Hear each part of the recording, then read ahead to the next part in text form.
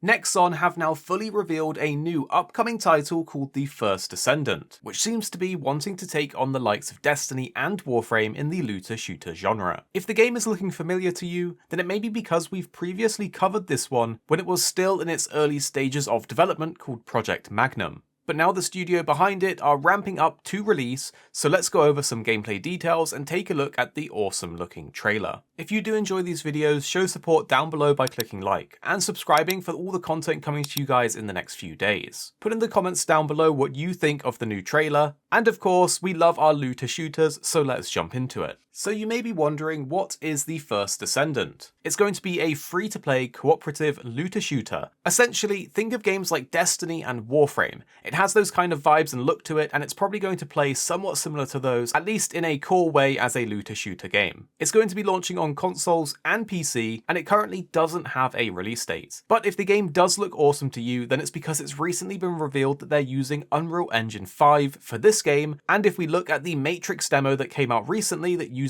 Unreal 5, then we can see the crazy potential and awesome visuals that games can have on this new engine. So we're very excited to see the game in action on Unreal Engine 5, but of course we do have to wait until we play it ourselves to really know how it feels to play. The development studio though behind the game is Nexon Games, which you may know from games like MapleStory, DNF Duel, and Arc Raiders. They both publish and develop a lot of online games, so they do have a lot of experience when it comes to multiplayer games, and they have also published the Korean version of Final Fantasy XIV. We currently know on a top level that the gameplay features massive bosses, up to 4-player co-op, and lots of mobility with both jetpacks and grappling hooks. However, we don't have a lot of details about the story, but what we do know is that the player becomes a descendant in the game and is given a mission to fight against the invaders for the survival of humans and to protect the Ingress continent. They say that the player can experience a spectacular story by growing stronger through various missions and stories to finally discover the descendant's secret. So there is some mystery in there for the story right now, and we'll have to wait until we can learn more. It's not over yet, however, as there is some extra information out there from the developers.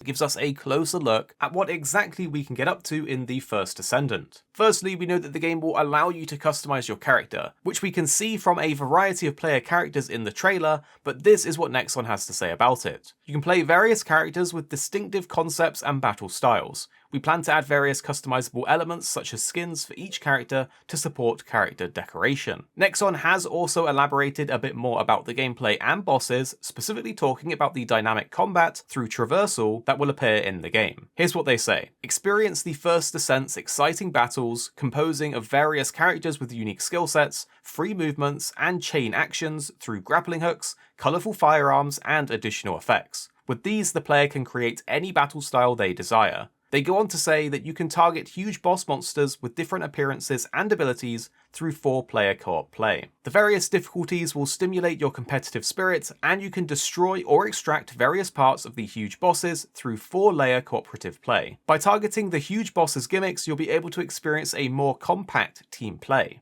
They've also revealed some exciting information about the RPG elements of the game, which is where a lot of other similar games in this genre usually go wrong. And generally speaking, for past RPGs, there have been pitfalls where they don't include enough depth to keep the player invested in their character. But it looks like in The First Descent, we'll have a bunch of activities to experience and loot systems to dive into. They say you can equip a character with 3 guns, 4 secondary equipments, and various sub-weapons. Of course, there will also be items to enhance a character or their firearm stats, or add a new ability altogether. A variety of equipment is necessary for growth, and you can obtain them from clearing scenario missions within the game, or in the world missions where cooperation is crucial and battles with huge bosses. We provide equipment so you can develop the characters and play continuously through the character growth and acquiring and combining the various equipments. You can use it to challenge yourself with more difficult tasks and enjoy the thrill of clearing them.